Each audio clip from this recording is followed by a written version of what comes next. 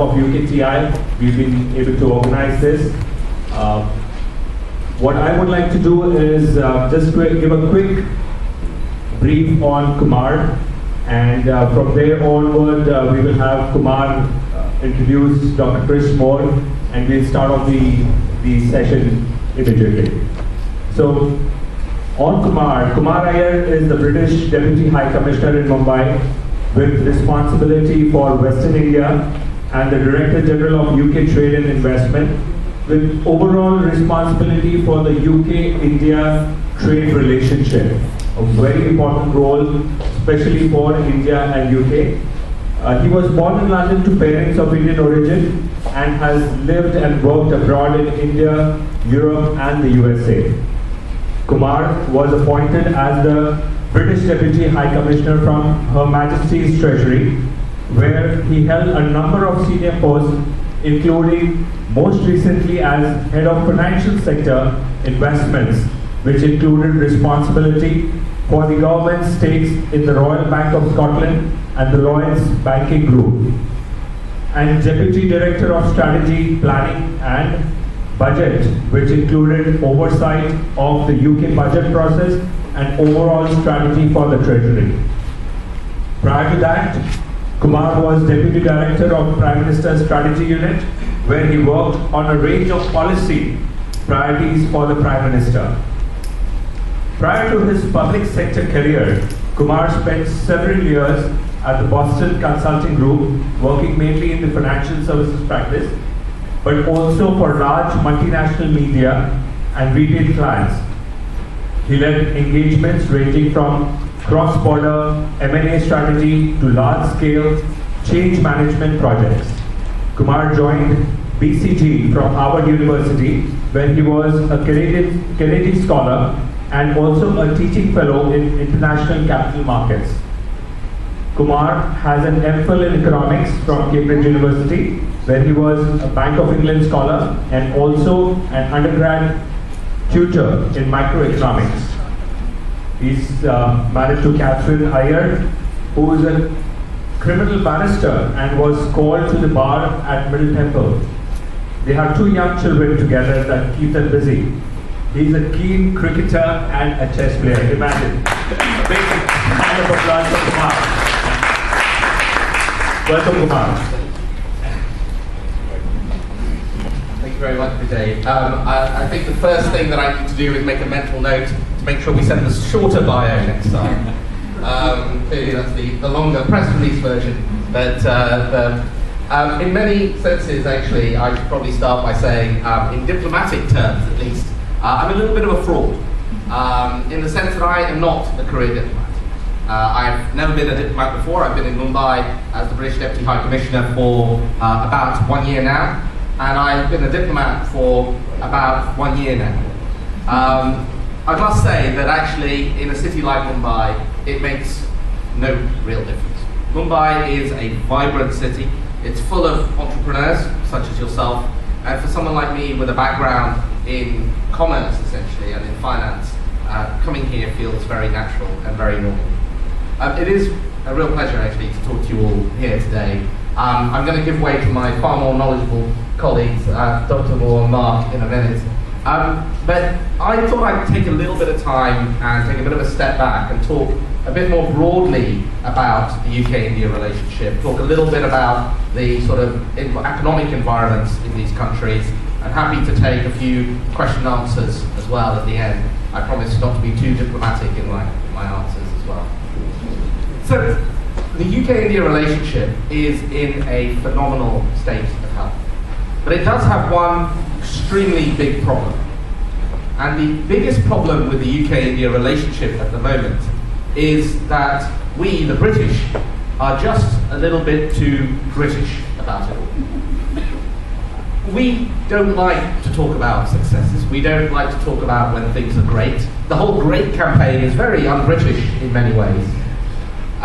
Some of you may have seen Yes Prime Minister. Have you seen Yes Prime Minister? Some of you may think it's a comedy program. It is actually a documentary. Sometimes we use it as a training manual for our civil servants. But it typifies how we never quite say what we really want to say sometimes as the Brits. Sir Humphrey in that would say, Prime Minister, that's a very brave decision.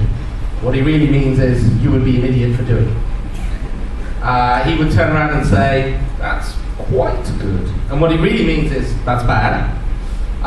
Or he might turn around and he might say, that's not bad. And what he means is, that's quite good. So we never quite get round to saying what we want to say. So I'll try and be a little bit un-British about things if I can.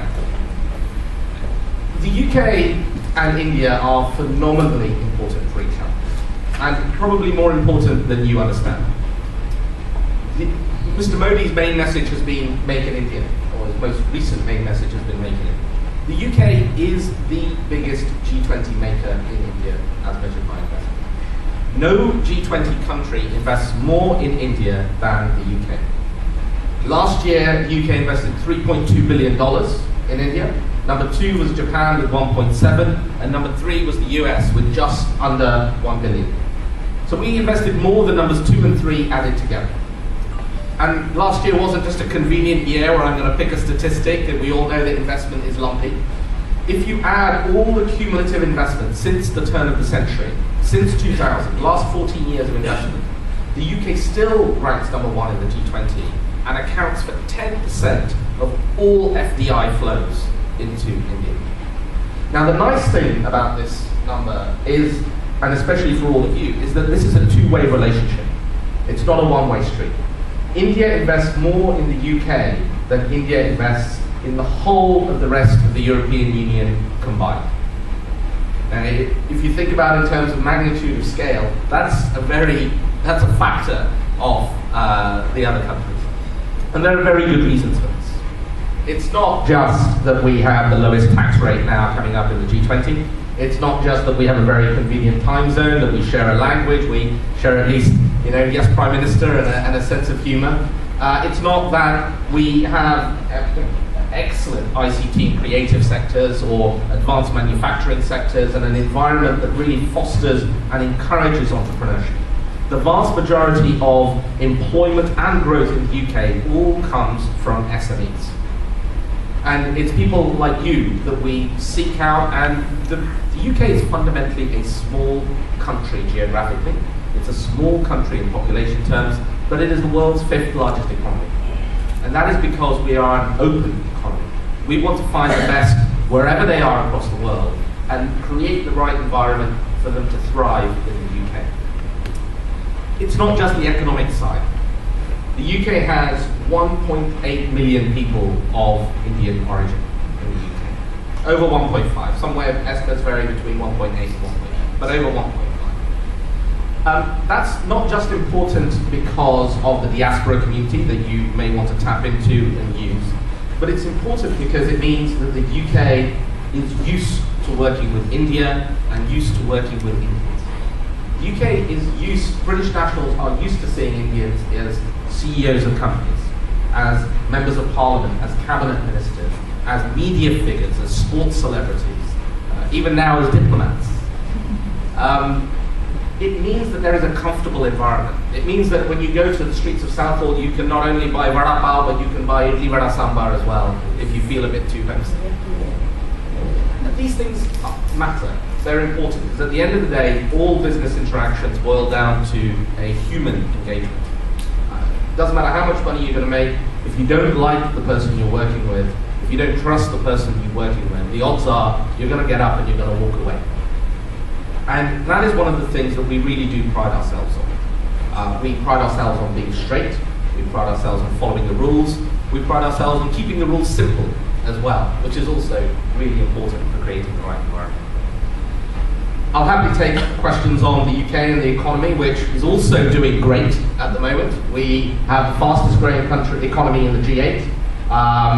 We have 3.2% growth, which by Western standards is huge.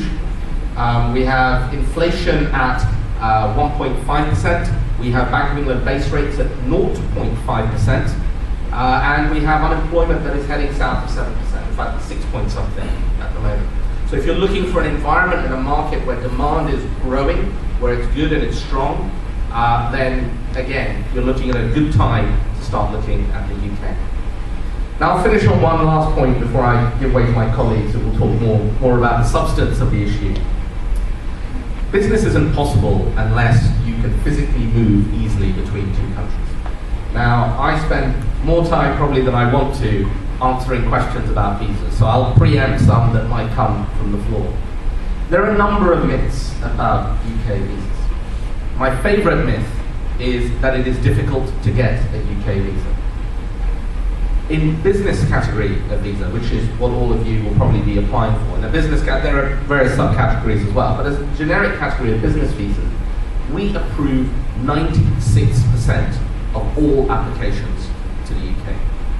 In that 4% are all the people who didn't submit the documents, that submitted fraudulent documents, or submitted the right documents and just didn't qualify. So it's actually a huge number. If you know, or you or any of your friends got declined, they are in a 4%. Now, admittedly, that 4% can be very vocal, and understandably so, but you should know that we are committed to making sure that that transfer takes place easily and smoothly.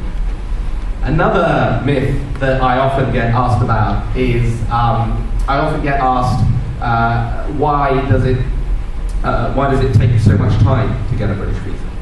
Now we have different types of British visa. The standard one takes about, we recommend 15 working days, but usually we process it within somewhere between 7 and 10 days, 7 and 10 working days. But if you're in a rush, we have a priority visa, which you can get in 3 days. We have a super priority visa, which you can apply for in the morning before 10 a.m. and get it by the end of the day, the same day. We spend a huge amount of time on visas. This is really, really important to us. The second largest visa operation in the world works for me here in Mumbai for the United Kingdom. The largest visa operation in the world for the United Kingdom is in Delhi. So we spend a lot of time processing Indian visas and focus on it. 500,000 visas a year for the UK get processed here in India. Every morning when I arrive at my desk, I get a printout that tells me by category, how many are in the pipeline, what's the processing times, where the blockages are, just as you would expect any good factory, any good process-orientated organisation to have that sort of MI. And we do a lot of research as to what customers want. So, as an example on the SPV, and I say this both so that you appreciate this as entrepreneurs as much as anything else, and you realise that the UK government itself tries to be entrepreneurial. We introduced a new category of super priority visa, and we realised that it was far more popular than we expected, because it's quite expensive to get it in the morning and get it back at the end of the day. And we wondered why it was so popular. We thought, are Indians really, in such a rush? Do they really think about things so much at the last minute? And the answer was no. The answer was people just didn't want to be without their passport. So we introduced another category, which is a passport passback. It costs less, you just hand it, they look at your passport in the visa service, and then you can take it back. You can travel, you can get another visa, but then when you're ready to get your visa, you can get it passed back to you again and get the visa stamp. So the point here is there is very little that we won't do to keep innovating, whether it's in the visa space, whether it's in our offer and our ICT and our creative offer, what we described to you here today. But we are here to respond and to change. Because, as I said at the beginning, we are a small country, and the only way we're going to continue to be the 5th largest economy in the world is by continuing to innovate and continuing to set the right environment for all of you. So I'm going to stop there. Thank you very much, but maybe if there is a question or two, I'm happy to take some Q&A. Is there any age ceiling upper or lower? What is your Age ceiling, what for? For visas? No. I mean, we would be surprised if we got a 12-year-old business visa applicant, and we would probably kick the tires on that and check if they were legitimate, but it's not specifically. 50 plus, 60 plus, Absolutely, not a problem. There is definitely no age cap, absolutely. You said the growth rate is 3.1%. In the ICT section, what is the growth rate? Here we go. think this is data in the slides. We think there's some data in the slides. I don't know how that growth breaks down by sector, I'm afraid. 3.2 on a macro level. But 3.2 you said it, but for the ICT, how much it is? You don't have the breakup? It will come on the Okay, that's presentation. fine. The Prime Minister had come up with sort of a conditional scheme which he withdrew, which probably Theresa May or somebody had come up with, and then it was, when he came to India, that was revoked. So I'm just asking you whether the process ahead would be smooth or there'd be some bumps. So the question, and I thank you for asking this question, because this is my third great myth of the UK visa system. So I often get asked this question actually from time to time. I get asked, you're even more informed than the average person. Sometimes people come to me and they say, Kumar, I'd love to come to the UK, but I can't afford the visa bond.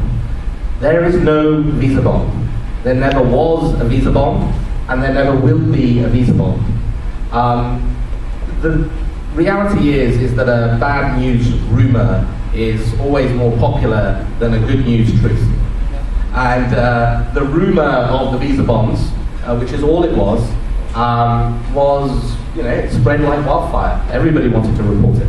But then when Prime Minister Cameron came, he made it clear once and for all that this never was government policy and it never will be government policy in Britain.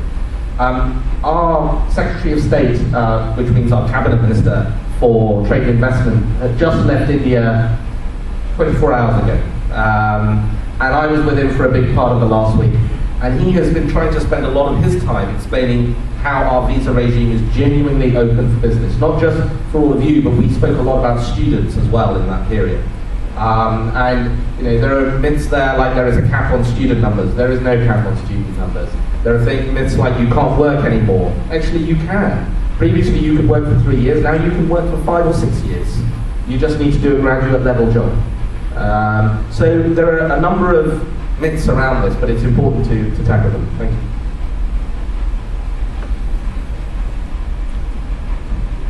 Fantastic. Wonderful. I won't talk anymore. Thank you very much.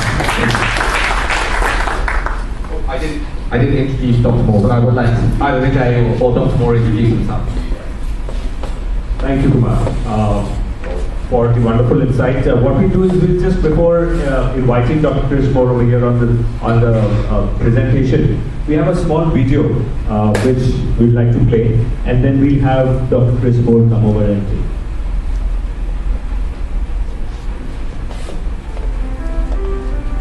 I think it's important to love what you're doing, and therefore, if you're setting up a music company, it's important to love music. If you're setting up an arts company, it's important to love the arts, because there's no point in just setting up businesses in order to make money or the business stay. You go back in history, from Sir Francis Drake onwards, we've had great explorers and great adventurers. What British people have been good at is going and trading globally. It's rare for European countries to have more than one airline. We've got quite a few airlines, whether it's British Airways or Virgin Atlantic or EasyJet. Mobile phones we've done brilliantly in, whether it's Vodafone or Little Virgin Mobile. Most motorsport companies are based in Britain, but they're choose to be based here because we have the best engineers. With the right team of people, you can achieve pretty well anything. I think Britain's got that as well. I think a sense of humour is extremely important, and not to take yourself too seriously. I've tried to spend a lifetime trying to get slipping these ties off people and trying to get them to relax a bit and have, let their hair down a bit, because I think that's appreciated. One of the most important things about doing business in Britain is its integrity. It's a society that people feel very fortunate to be born in and to live in, and it's got sort of the right environment to build a business in a secure way. I'm very proud of being British. I think there's a lot to be proud about.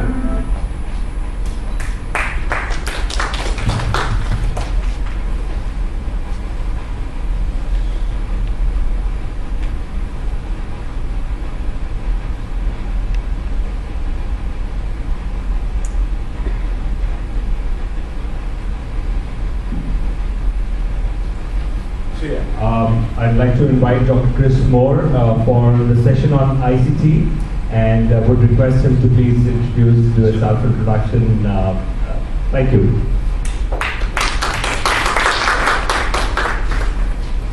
Well, good morning everybody. It's a real pleasure to be here in Mumbai and to be talking to you again. That is to say, I was here in Mumbai in 2012, and in fact I come to India on a regular basis. I think this is about my 6th trip to India, and on this trip alone I am visiting 6 cities. So right across India, from Bangalore to Trivandrum, Chennai, Kolkata, today in Mumbai, and tomorrow in Delhi. So, from my point of view, India is a hugely important market, and I think I travel a lot. My role in UKTI is to talk to companies and to help them either to come and set up in the UK for the first time, or to expand their existing businesses. So consequently, I have visited other key markets this year. So I've been in Japan giving a seminar on big data. I've been in the US talking to some major companies on the East Coast. I've got trips coming up to Germany and to the Netherlands. But India is actually the most important market because I'm spending more time proportionally here than anywhere else in the world. And I think it echoes what Kumar said in terms of the significance of India as a market. So that's the why I'm here, and the who am I? Well, I just explained a little bit about my role. I've been working for UK Trade Investment for about 5 years, helping on the inward investment side. And during that time, I've worked in a number of different areas, so I cover things like Homeland Security, but also ICT in its broadest forms. And a couple of years ago, I was involved with the promotion of the Tech City environment in East London, which I'll talk a little bit about in the presentation. But essentially, part of the investment organisation helping companies to come and access East London. And I think by now, Tech City, the area around Shoreditch and Silicon Roundabout, is probably quite well known. Last year, and again, Mark said we should talk more proudly about what we do and more conviction to say when we've done something well. I was the program architect for a program which is called Sirius. And Sirius is a program which tries to bring talent from people who've recently left university, so first degree, master's degree, research degrees, to come and set up their businesses in the UK. So we support on the visa front, again another key issue, but we also give those successful teams a place in an accelerator in the UK and also some funding to get going. Now, in the first year, we had something like 1,500 applicants in the first round, and we took, I think, about 30 to 35 teams, and we've supplemented that with another 20 teams. So we have more than 50 teams, and one of those teams, just to give you an example, is a company called BioBeam. So they're not all in digital, and this company works, in fact, on recycling and reuse of coffee grounds. This was a 3-person startup when it started on this program last year. And I talked to the CEO recently, and he told me that they now have 15 employees, they have had follow-on funding, and they have a manufacturing plant in the UK.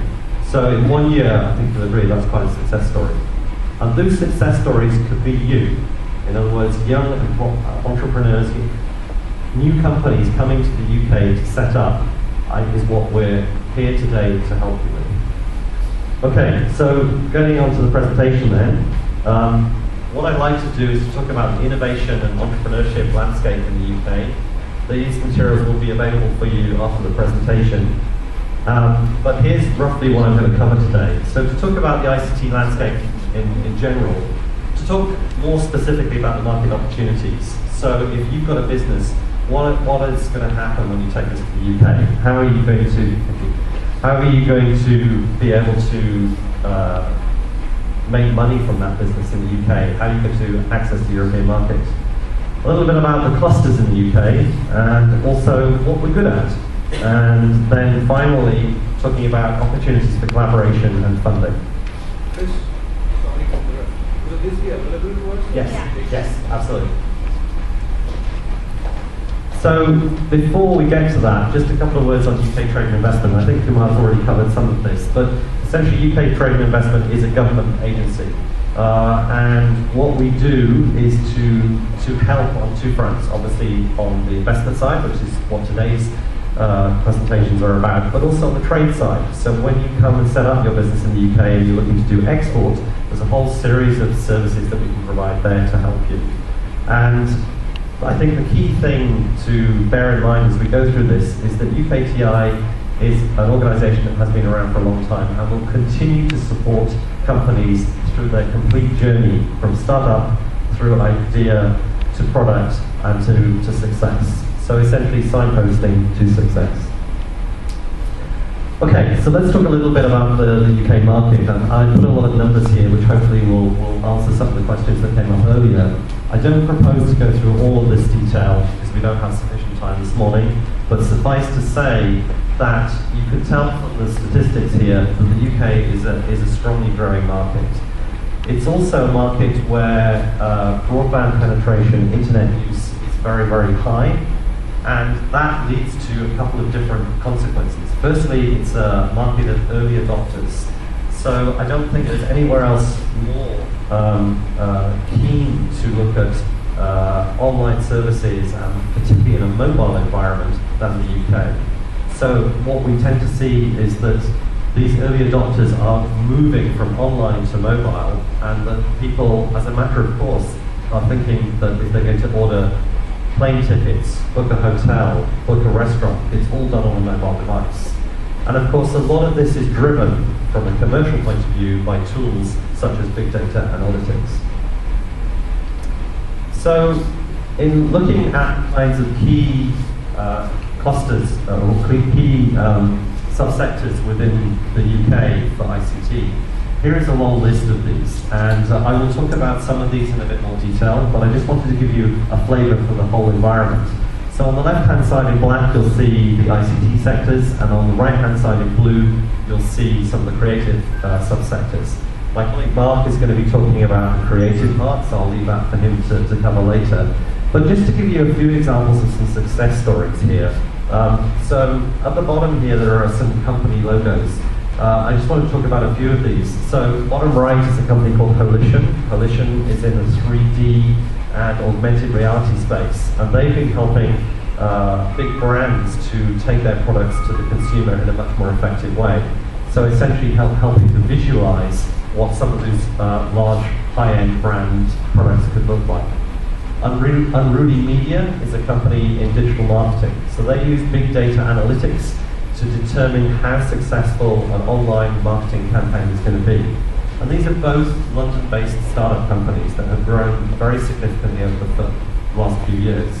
But I think in more clear-cut terms, Mind Candy, which is the company, it's a gaming company, so Mark may talk more about this later. They are the company behind Moshi Monsters. Moshi Monsters is an online gaming proposition for children between the ages of about 8 and 12. But they have been very, very phenomenally successful. So they now have not only online gaming presence, but they have books and magazines and toys that go with it.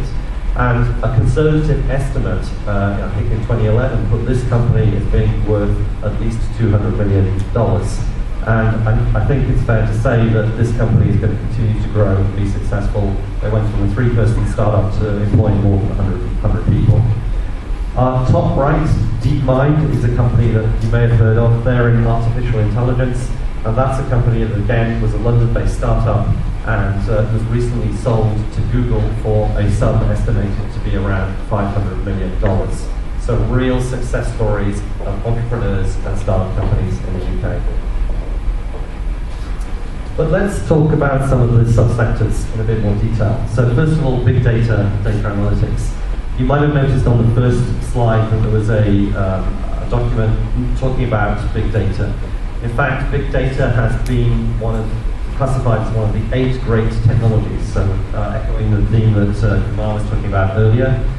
And these technologies, these 8 great technologies, cover right across the board. So other things in the same category would include robotics and satellite technology and synthetic biology. But in ICT, it's big data that's classified as really the number one.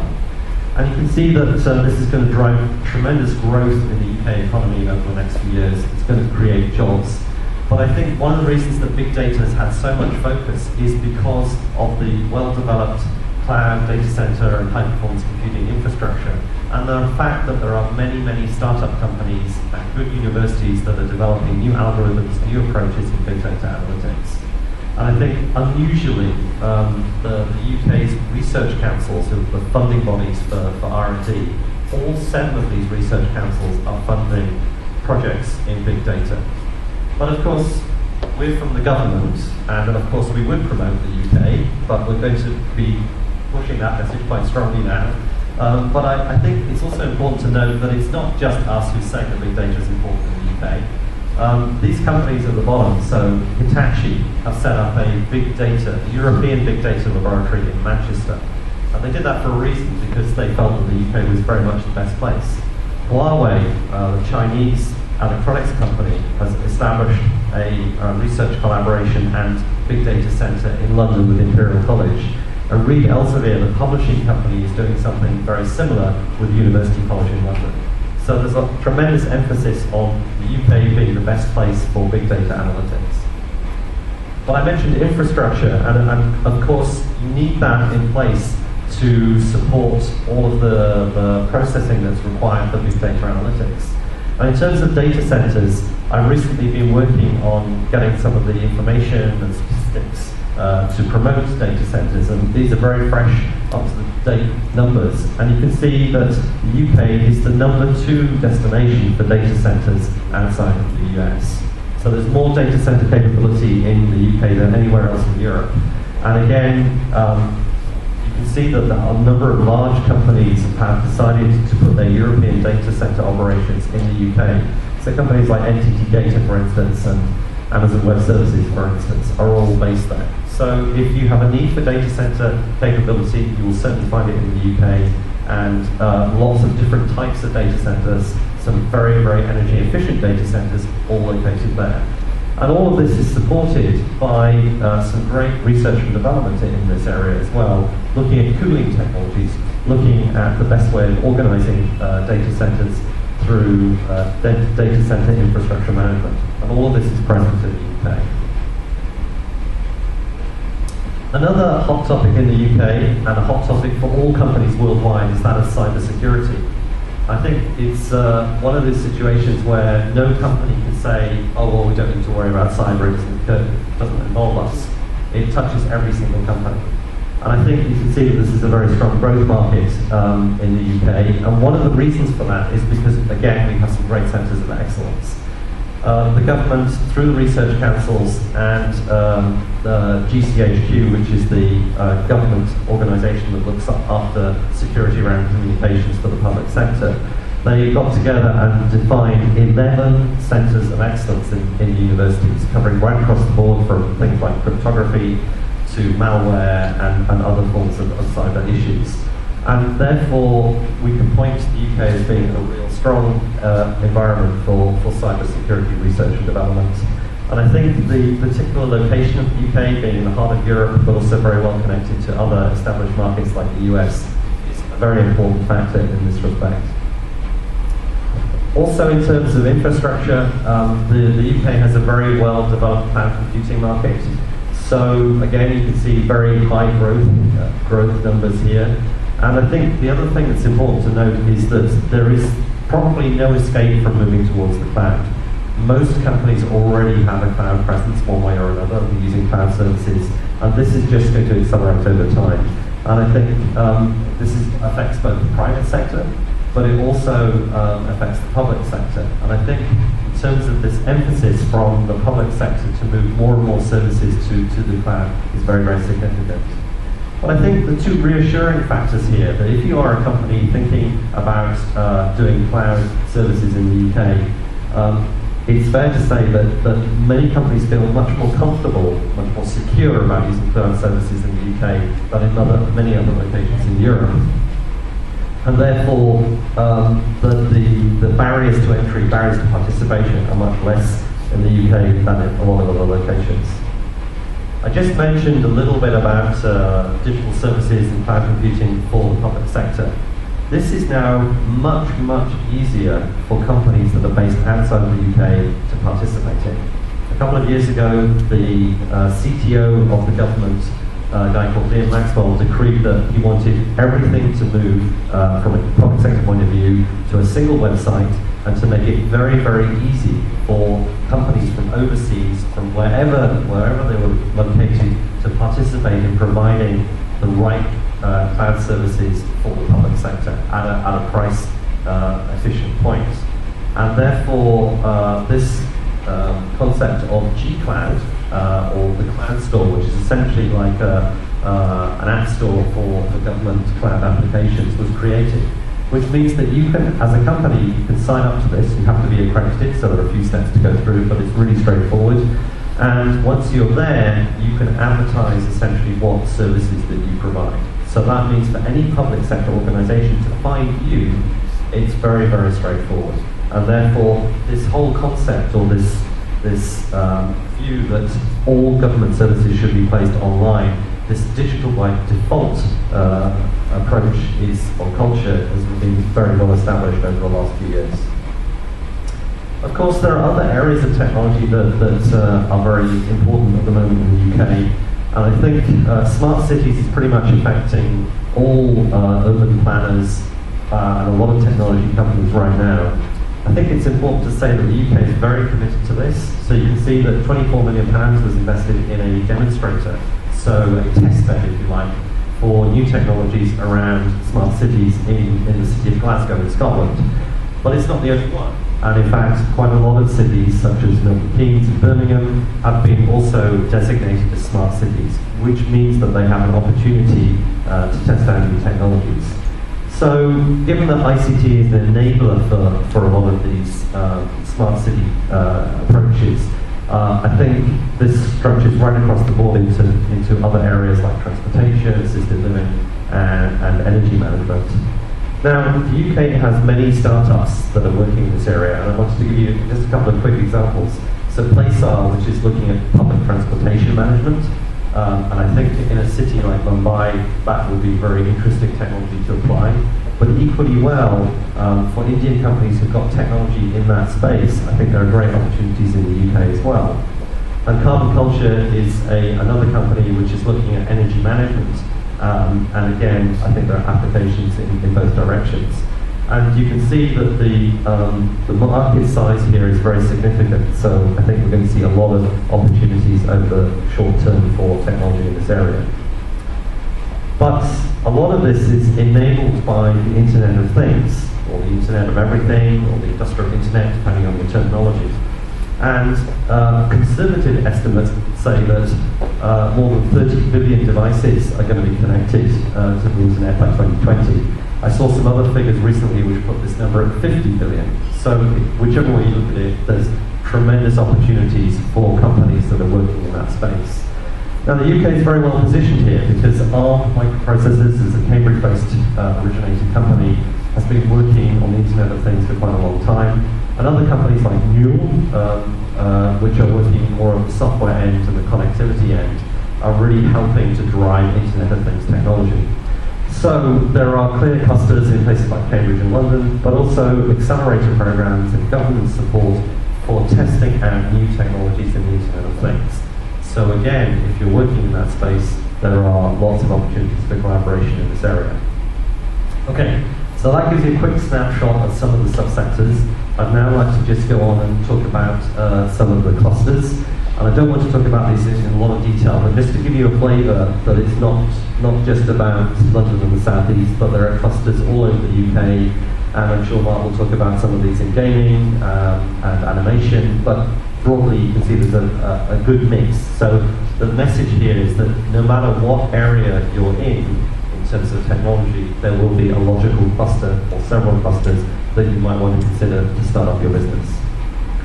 Now, we already had some discussion about Tech City, which is the area in East London, which has had some support from government from 2010 onwards to promote this cluster. And I think this cluster has been very, very significant because it has been very much focused on startup companies and small and medium-sized enterprises. Now, one of the things that characterizes this environment is the presence of workspaces which are shared, so co-working spaces, incubators and accelerator programs. of which there are at least 40. I think more recent numbers would put that up at 50 or more. So this area in East London has more than, again, this is a number, a conservative number, others would say at least 1,500, if not more, startup companies. But it's important to realize that this is not a single location. It's not a technology park. It's not a place with walls. It is a community. So put another way, if you're coming to London and you want to set up in this area, then it's very easy to interact with other companies, with entrepreneurs, with the investment community, and also very significantly with larger companies. All of these companies listed here either have a direct presence in Tech City or have been working very closely with the Tech City community. And I could have drawn a much longer list here. But the point I want to get across this morning also is it's not just about London. There are lots of other clusters that are important in the rest of the UK. I don't have time to go through all of these, but I just wanted to give you a quick snapshot about a couple of them. Given that the focus today is also about creative, I wanted to highlight Manchester as a cluster.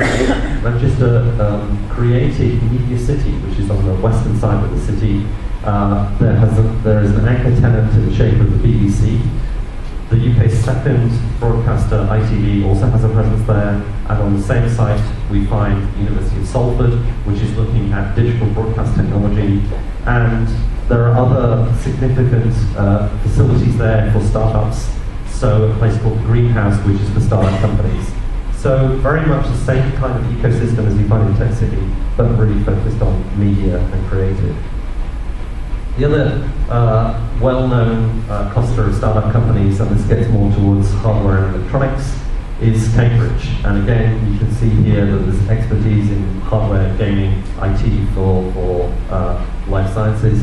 But I think what's also important is the presence of a significant number of large companies. So Microsoft, for instance, has a big research facility in Cambridge. And again, lots of science parks and facilities for startup companies in and around the city. Now, I wanted to move now to just talking about, in practical terms, how does the UK help startup businesses and SMEs to get going in the UK. So, the UK has a very well-developed network of accelerators. These are all independently operated. Some of them relate to existing programs that are based in the US. So there are programs like CCAN and Techstars. But I guess there's probably about another 20 to 30 at least accelerator programs. And all of these are looking for startup companies to come and join them. Now, I mentioned Sirius earlier, and certainly within the Sirius program we have quite a lot of entrepreneurs from India, but in some of these other accelerators you will also find other Indian companies. There are fast-growing clusters of startups. I talked about Tech City and Media City, but right across the rest of the UK. So in Bristol, for instance, there's a very active environment for startups. And you can see that these accelerators fall into two different categories. Those that are fairly general, right across digital technologies, and those that are very, very specific. So Level 39, for instance, which is focused very much on financial technology, on retail, and on smart cities. Now, for companies that are moving to the UK, one of the critical questions that they ask is, how are we going to get funding? How are we going to get support for what we do? Well, here are some examples in terms of how the UK supports innovation through its innovation agency, which is called Innovate UK. So at the highest level, there are funding programs available for companies that want to work perhaps with large corporates or with universities. And these programs are funded at a 50% level. But there are also other programs which are much more focused on startup companies. So IT Tomorrow, for instance, which looks at themes in digital technologies and provides funding at 100% for new ideas. And that's typically in the range of £10,000 to £50,000. And then there are things like the Smart Awards, which are for testing out proof of concept, proof of market, proof of prototype.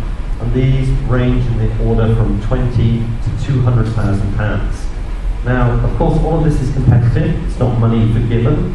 But at the same time, if you've got a great idea, if you're doing innovation, then there's a strong likelihood that you can get funding in the UK once you've established your business in the UK.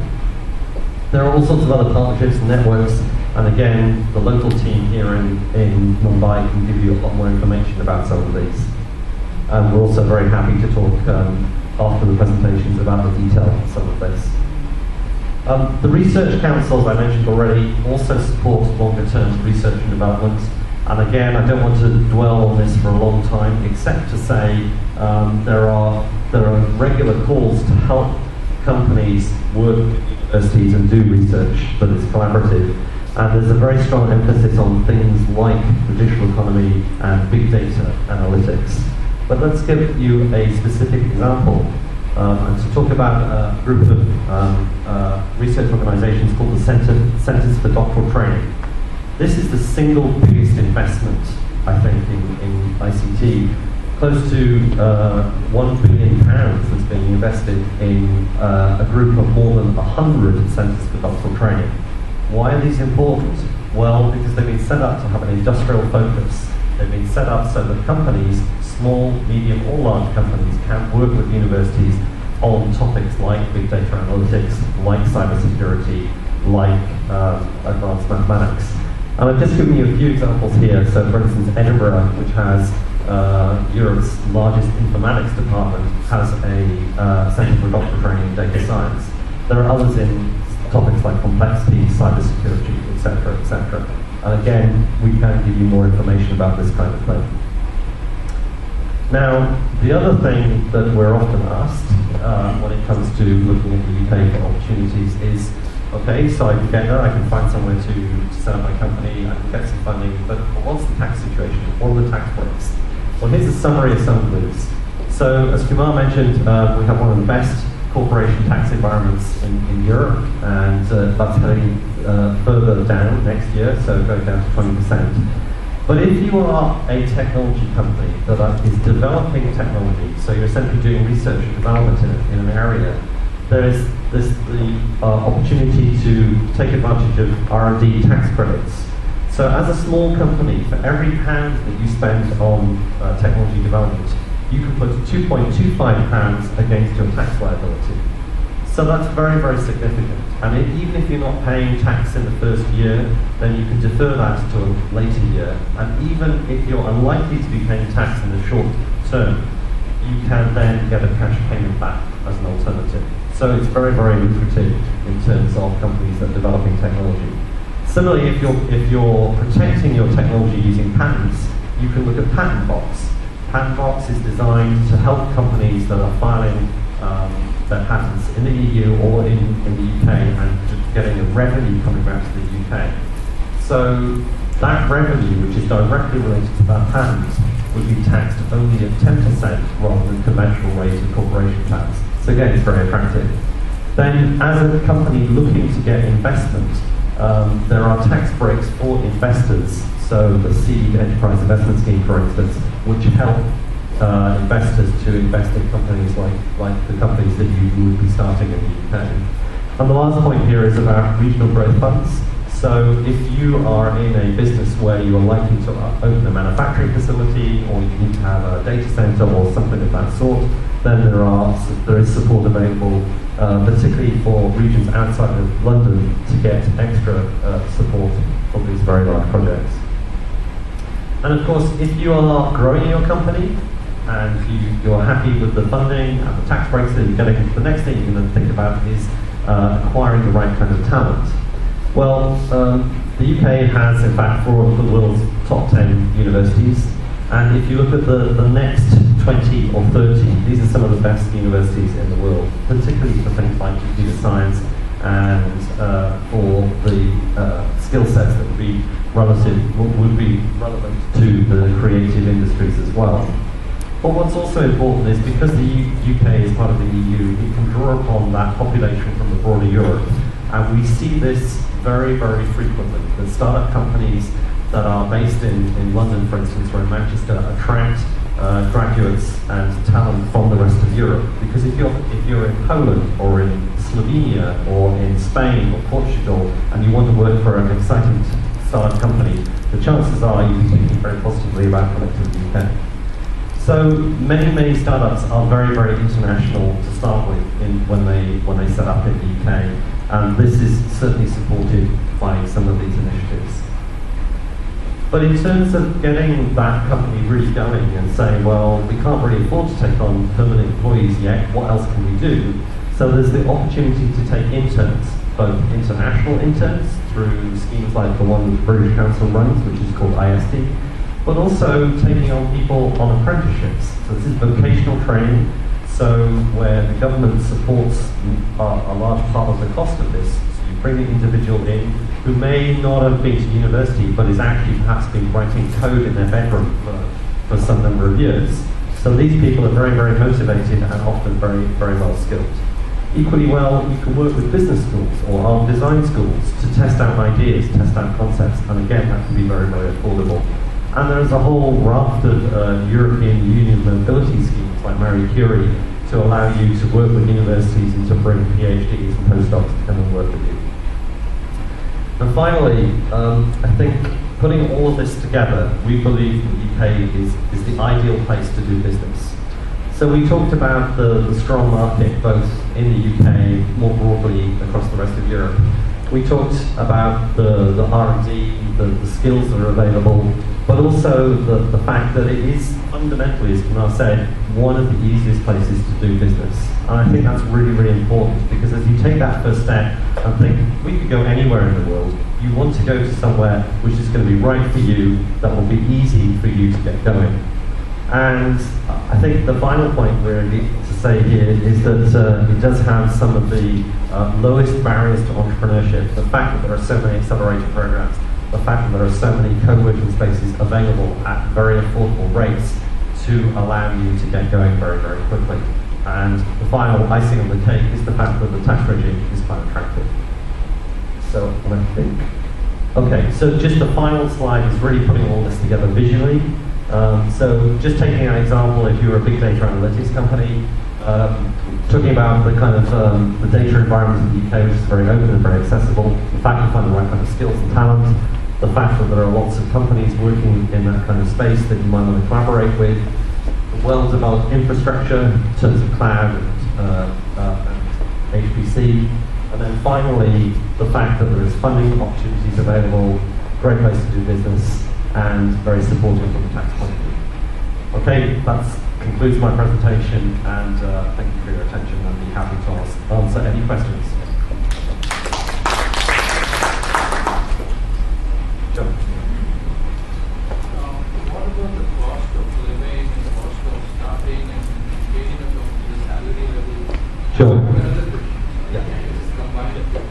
You somewhere in the presentation you mentioned that you could go to the local people and ask more about who are they? Can I introduce you to Sidika and Zanessa, who are based in Mumbai? Do you want to say just a word about what you do? Right, so we are the team based out of the British Deputy High Commission here in Mumbai, the team called UK Trade and Investment, or UKTI. And we work with Indian companies of all sizes and across sectors that are looking to set up in the UK. So we have a whole range of information that we can provide to you here locally, and as well as link you up with colleagues back in the UK who can then take it forward when you're making a visit, etc. So we'd be happy to talk to you in more detail and explain our services. But all our services are provided to you by the UK government. They're confidential and they're free of charge. You have a website or something? Yes, and let me give you my card right after this. Yeah. So now to answer your other questions. So first of all, let's talk about the cost of setting up. So if you want to set up a company, that's a very simple, straightforward process. It will probably take you a day or two at most. You can work with a professional service provider, so an accountancy firm. That's typically, if you do that, it's a few £100s. If you do it yourself, it's just a couple of pounds. But most companies prefer to get some guidance. Then secondly, if you're looking for, say, a co-working space, if you're looking to be in London, there is a great offer that's available from our partners called London and Partners. Well, they will offer you a space in a co-working environment where everything is included for £99 per month. That's in London. If you then wanted to have more than one person being there and you wanted to be, say, in Tech City in a co-working environment, that starts at about £250 per month. If, however, you wanted to be in another part of the UK, many areas, so Milton Keynes, Manchester, Liverpool, would all do rent-free periods, and that could be 6 to 12 months. But typically, the same kind of co-working space in Manchester may be £75 per month. So there's a great variety of different options available. In terms of starting salaries, it depends on the level. So a typical graduate straight out of university is about low £20,000. If you're looking for a developer with more specific skills, then it's probably £30,000 and up. An intern is probably going to be about £1,000 a month, and an apprentice is about, I think, £3 an hour. So it's about less than half the minimum wage, because it's very subsidised. So there are lots of different options. The rate of personal tax is 0 up to £10,000, and then from £10,000 up to the next level, which is around. So yes, I'm just asking Sanjay here, who's also from the HQ team and looks after the sector lead for Indian ICT companies and for creative companies worldwide. So you can also talk to Sanjay afterwards. But there is a higher level of personal tax at 40,000, but that kicks in at 30. So 38, so 23% when it came to 38, and 38 above is 40%. Okay. And then what was your final part of the question, or did that cover it? Okay, all right, thanks.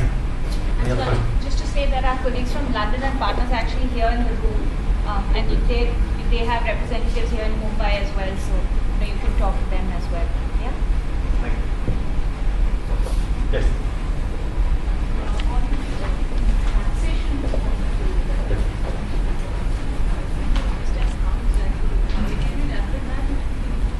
Tax credits? Yeah, sure. From the business entity. Or the corporation tax? Okay, so for companies that are trading in the UK and they are selling products or services, that there is revenue that comes back to them. So that is taxable at a rate of 21% normally, but it will be 20% next year.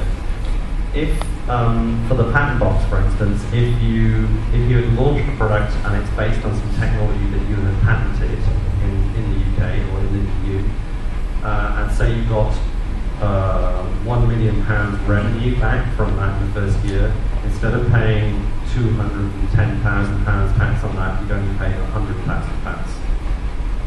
And then in terms of the R&D tax credits, again, taking the example of a £1 million R&D project, let's take a smaller number, it's easier to work out. If the research and development project was £100,000, you would be able to put £225,000 against your tax bill, so your corporation tax. But in that first year, you may not be paying that much tax, in which case we can take that and put it in year 2. But if, because of the structure of your company, because you may have a very small number of people living in the UK, you may not actually be paying so much corporation tax ever from that point of view because of the structure of the company, then you can get a cash payment. And that's a calculation that an accountant has to do because there's some other factors. But typically it's around 10 or 11%, I think, in terms of the money that it gives you back. Does that answer your question? I think we'll take it offline. Okay, all right. Okay. Yes.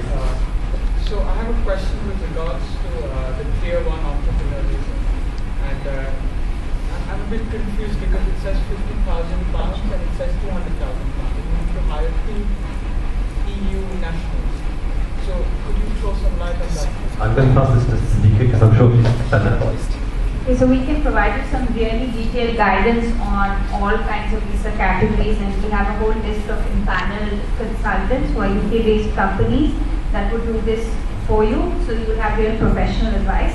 So I'll be happy to send you some guidance as well as link you up with somebody who can give you all the kinds of detail. In fact, we're expecting one of our colleagues here later today from one of these firms, so I can make that introduction for you right here today.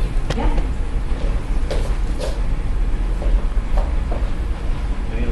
Any other questions? is it only technology you're looking at, or other sectors as well? Maybe something as diverse as education or something? Absolutely.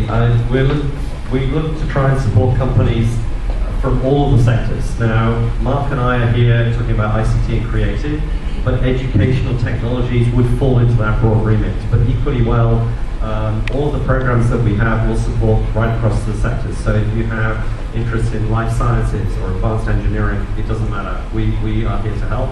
And also to say there are people like Mark and myself who cover the other sectors. And in fact, the team based here in Mumbai covers all the sectors, and we can. The first point of call is always the local team, because they can connect you to the right people. Okay, I think probably good to pass over to Mark at this point, and then we can come back and both answer questions afterwards with respect to other questions you might have. Okay.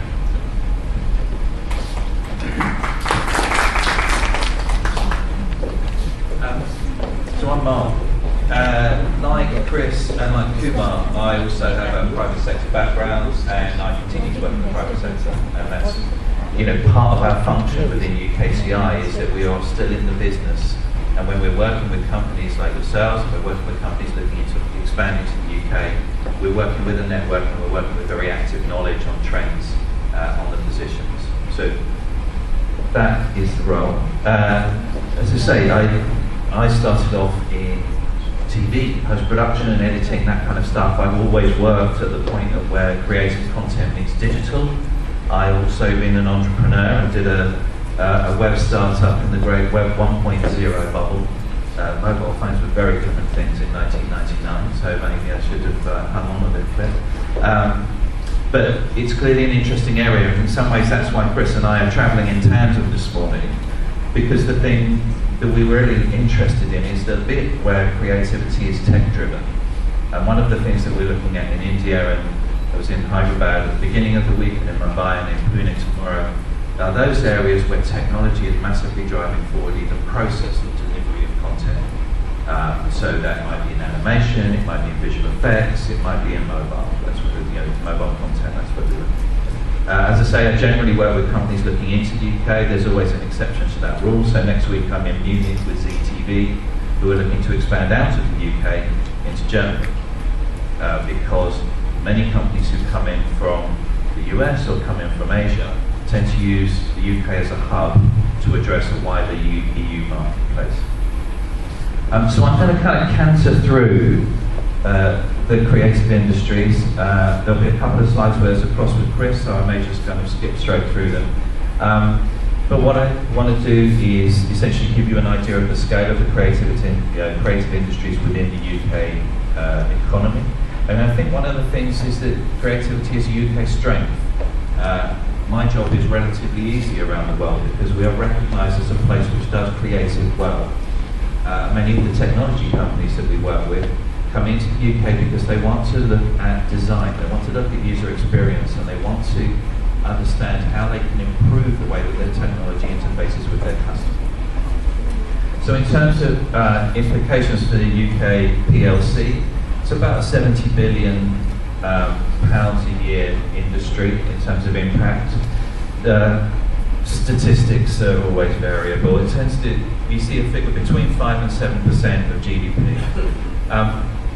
What that makes the creative industries is at the same par as financial services and the same par as manufacturing. It's a very, very important part of the UK economy and increasingly recognised as so, because it's also one of those places where entrepreneurial people like yourselves can get in early, don't need massive capital investment, and can grow very, very fast. So we've seen that 2008 to 2012, the creative industries within the UK grew 15.6%. Now we have to remember that from 2008 to 2012, the world was not in a good place and the UK economy was pretty flat. Kumar gave some figures of how it's improved since 2012. So we're seeing with an industry that grows well in a recession and continue to grow well in a recession. In terms of employment, it employs about 1.7 million people. The population of the UK about 66 million. So it's a significant employer. The one thing that's sort of interesting is that if you look at people who are employed in creative disciplines, but not necessarily within creative companies, that figure goes up to 2.3. So Sanjay and I have been working with Tata Elxsi, who have just put an industrial design union in London. So they're all designers, they are creatives, but they wouldn't necessarily count within this figure because they're working within a creative platform. So it's a big employer as well as a big economic employer. It's a small country, but clearly London is the key hub within this. It's it's a global city. And it's the kind of aggregation point of finance, distribution, major brands, major corporates. So you'll find that that is the spot where if you wanted to go and talk to a multinational corporation, they will base themselves in London. But there are many other creative clusters, and they are centres of excellence which have their own disciplines and their own strengths and a lower cost base. So without repeating things, Bristol is very strong on animation, on natural history, as well as the technology. Manchester very strong on advertising and design and TV, as Chris highlighted. Brighton very good at educational products, which was the question earlier, so moving gaming into education. So it's a country which has very distinctive centres of excellence, all of which are reasonably close to London, but all of which have a lower cost base. The tie-up between the technology and the creativity is seen in these types of things. I always like to have the Sex Pistols in all of my government presentations as a personal thing.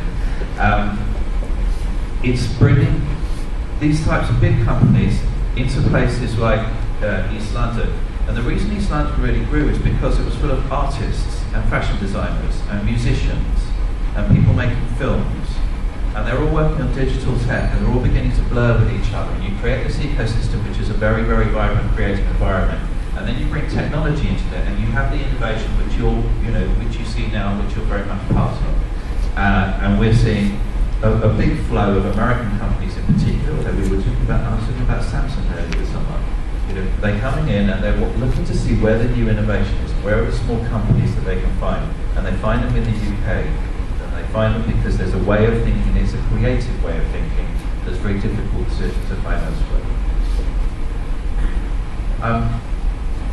The creative IP of the UK is pretty recognisable everywhere. Everybody knows who James Bond is. Everybody seems to know who Downton Abbey are, unfortunately. We've inflicted X Factor on the world. Who Wants to Be a Millionaire? Musicians are all recognisable, from the Beatles to Adele and onwards. It's a recognisable strength of the UK. We always had a problem with the games industry, in that the politicians would never stand in front of something like Grand Theft Auto. They always felt the association was difficult, but they now realise that the games industry is incredibly strong. I talked about visual effects as one of the reasons for being here. The visual effects industry in London in particular is always recognised as world-class, but it's an international business. So work flows in and out of London. We've won Oscars. Gravity won the Oscar last year, which was very, very much a London production and creative. But yesterday I was with Prime Focus, who are very strong in London. They're clearly an Indian company and have just invested and bought a company called DNIT to make the biggest visual effects firm in the world. So that flow of technology-driven work out of the UK to other hubs is something that we've seen a lot of, and that's the reason why we're in India. We see it as a great opportunity. And a big EU games market. Like probably the market here, console industry has got much smaller and it's driven by big hits. The impact of mobile and everybody playing Candy Crush or Clash of the Clans or those sort of things. It's a very, very big gaming market. Something like 30 million people in the UK identify themselves as gamers now, which wouldn't have been the case 10 years ago because they're all playing on mobile. And I know that you're very much the same place. The enablers for that, why is it so, why do we have the strong industry? Is the skills base, as Chris said. People come into the UK because they get great creative skills. We work a lot with Warner Brothers. So Warner Brothers is a big US studio was behind the Harry Potter films and the finance behind that, and they bring their work to the UK because they get the quality of work they can't find elsewhere. They then decided that they were bringing so much work in, they might as well buy the studio that they were in, so they spent £300 million on the studios. They've just bought a sound studio. They're investing in the talent that's in the country. We have an international reputation. We have to keep that up. We've got to keep moving, and we have an international reach. We have the great advantage that everybody speaks our language. We have a great advantage that in the morning I can talk to Tokyo, and in the afternoon I can talk to Los Angeles. And you sit on a time zone where you can work both ways. And we attract an enormous amount of US working in the creative sector on that basis. They come into the UK as a European hub and enables them to talk into Asia as well as back to the US. And actually, this is a wireframe from Gravity. If you've seen it, you imagine Sandra Bullock sitting there. Sure. Trends within the sector very much fit the blend between our worlds. They're entirely driven by digital platforms and digital technologies and the ways that we consume content now. The UK has the BBC, which is different to many countries, having a major publicly funded broadcaster, which is also a driver of innovation and has done previously. BBC iPlayer as a catch-up service has been an incredible success, and on the months where there's a new Doctor Who or there's a new Sherlock released, they serve something like 200 million programme views. And remember, we're a country of 60 million people, so we're very comfortable now with watching TV online, especially through iPlayer. I mentioned that social gaming, mobile gaming is bringing a whole new set of people into the gaming world and they're playing all the time. The interesting thing about mobile gaming is it tends to skew more female than it does male, as opposed to console games. High penetration of smartphones, and that continues to drive. As we were saying earlier, it's kind of Android is probably slightly the majority over iOS, but this continues to grow. One of the most important changes, and I'll come on to is that everybody now has a tablet. Most households will have a tablet, and it will either be an iPad or it will be a lower cost tablet. Tesco's, the big supermarket, released a tablet called Hubble, which was retail for about £90. They've just released a second one. People now will always be sitting watching television with another screen in front of them. And that's, it's a challenge in that you want to know which screen they're going to focus on, but it's also a creative opportunity to blend these two things. We're seeing lots of work where creative companies are blending TV and online as a joint experience, as an experience which happens simultaneously, so they don't lose anybody. We've talked about e-commerce spend.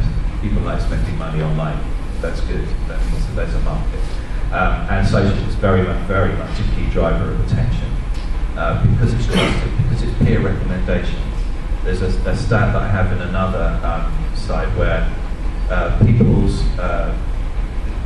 were asked to trust or to rate their trust again adverts against social. So 48% of people trust what's in an advert. 98% of people trust a recommendation by a friend across social media. So that's a place where brands want to be. This is a Finnish company I'm working with called Kiosk. Launched in Finland, like all companies in Finland, they were ex-Nokia employees. All startups in Finland have an ex-Nokia employee in them somewhere. Started in Helsinki, got a bit of seed money from the guy who just sold Angry Birds and Rovio, so he had some cash. But came into London to grow their international marketplace. They decided that they'll have a base in Helsinki, but London was where they were going to grow sales from. What it is it's a shop where you can click through moving image video, but they've now moved out of London. They have offices in New York, LA, Singapore, and the team in London has grown massively. So it's an exemplar, if you like, of one of these new digital businesses that use the UK as a springboard. Another example, looking at specifics of a sector of the industry which has been changed by this technology, is advertising. The UK has a great reputation in terms of the quality of creative in advertising, but just look at this market change. So the UK advertising market has been about £17 billion a year consistently for about the last 10 years-ish. Goes up a bit if there's a sports event, down a bit if there's a recession, but it's fairly consistent. What's changed in there is where the spend lies. So I mentioned earlier, the spend on print has gone down like that, the spend on digital has gone up like that. So last year, 6.3 billion was spent and digitized on the year before. Mobile advertising topped 1 billion last year, a 93% rise on the year before. So suddenly you find that there's 6.3 billion in digital advertising, £1 billion in mobile advertising, which is an industry that didn't exist previously. And so many of the startups that we're working with are in this advertising technology area. They're about delivering the right content to the right person at the right time in the most efficient way, and they're about being able to measure that. Because the beauty of digital is you can, unlike TV advertising where people say, yeah, there were about that many people watching it. With digital, you've got clicks and you've got responses and you've got that kind of measurability. So this is an industry which is, that's disruption happening, but that's also opportunity. And we're seeing lots of startups and lots of people, entering the UK market, looking at that as a growth space. Government support, we've covered a bunch of that. Another slide about the creative tax reliefs. So one of the big drivers for production flows through the UK, especially from those US studios, are tax reliefs which are very specifically aimed at the creative industries. So there's a film tax relief which brings something like £800 million worth of US production a year through the UK. And they're as I said, they're coming in for the skills, they're coming in for the talent, and one of the enablers is that there's a tax relief which helps it. So I spent a lot of time last year working with Lucasfilm on Star Wars, and bringing Star Wars in. For us, it doesn't just bring production, but also last night they launched Industrial Light and Magic in London, which is their visual effects arm, with 200 people working on other projects. So it has both a production flow, but it also has this supply chain. And we're seeing lots of international companies wanting to come into the UK as a service to this level of production that's happening.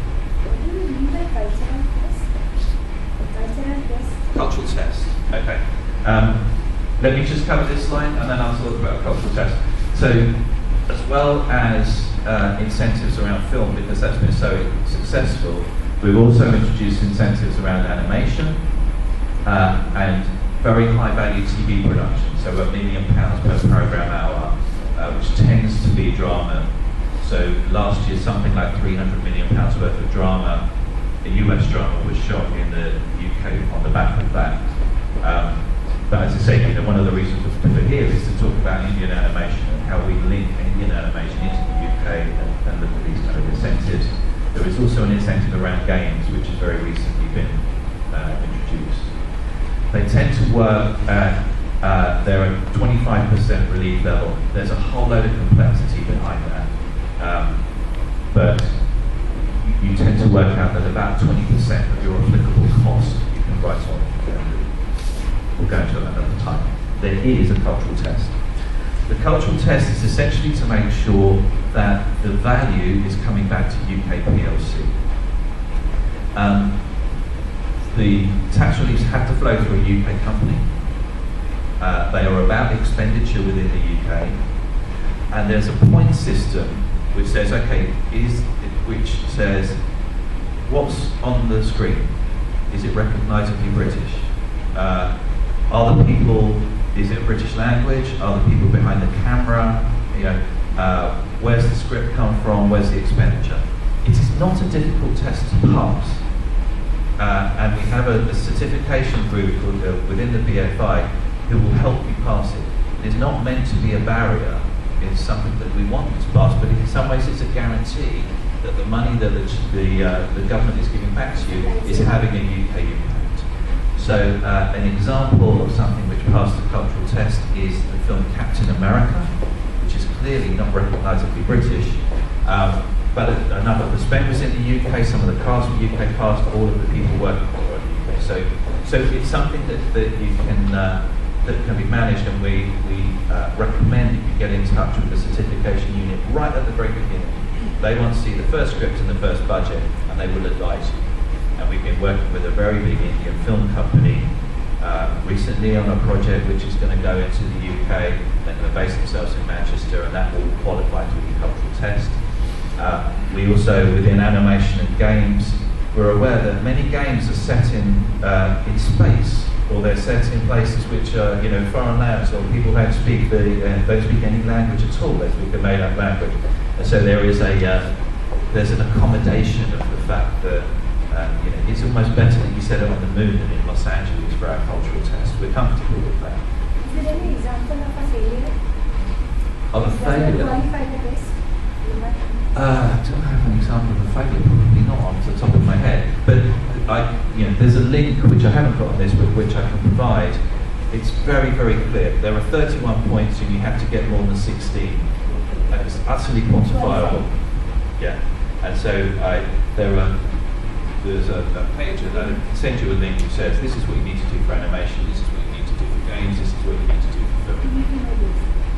And if you don't. And if you're on the edge, then speak to the people at the BFI, because they want to get you over the edge. They want you to be spending money and to work in the UK. They don't want it to be too much of a barrier. But it is about a guarantee of, this is public taxpayers' money. It's about a guarantee of return. I mentioned the impact here. So this is the film industry in the UK, the value of the film industry in the UK. This is the spend that comes in on the basis of that, actually. This was probably a Harry Potter year.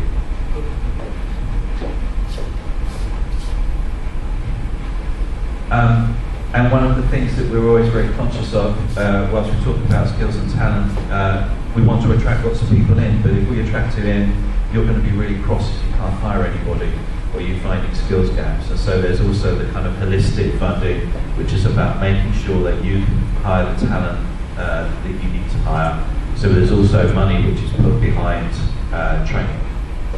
So not just the people coming out of the kind of the universities, but the people who you want to upskill within the business. So that's a good example. We're working with an animation company. They want to bring people into the workforce at the right level. They have a very specific pipeline that they use in kind of CGI development, so they can access this funding to make sure they can train enough people at the right level to keep the production growing and make sure that they can scale the business.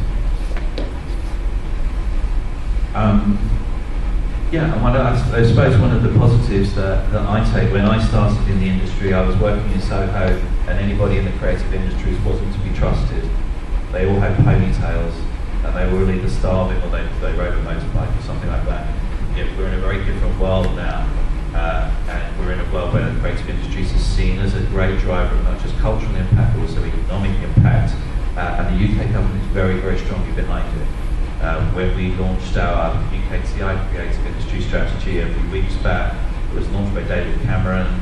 George Osborne was there, and half the cabinet was there. It's seen as an industry which is a driver for growth. And you'll have seen this week the Secretary of State for Culture, Sajid Javid, who looks after the creative industries, is in India at the moment. The Business Secretary, Vince Cable, has been in India. It's a very strong industry, very strong government support, and we're very keen to find ways to lead. I think that's me.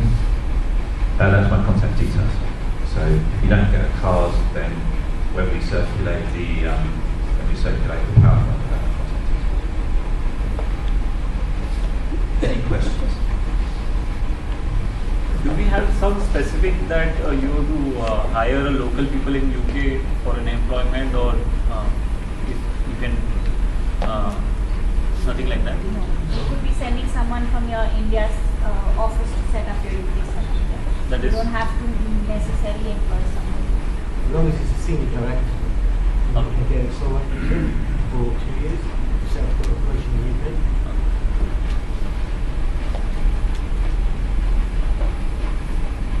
Okay. Well, I'm sure you've had enough sitting down, actually. We done?